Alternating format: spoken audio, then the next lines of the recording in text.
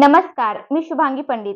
Swatej news मराठीच्या बातमीपत्रात आपलं स्वागत आहे. तर पाहूया आजच्या काही ठळक घडामोडी. कळमनुरी विधानसभा मतदारसंघातील वंचित बहुजन आघाडीचे उमेदवार डॉक्टर दिलीप नाईक मस्के यांच्या गाडीवर हल्ला.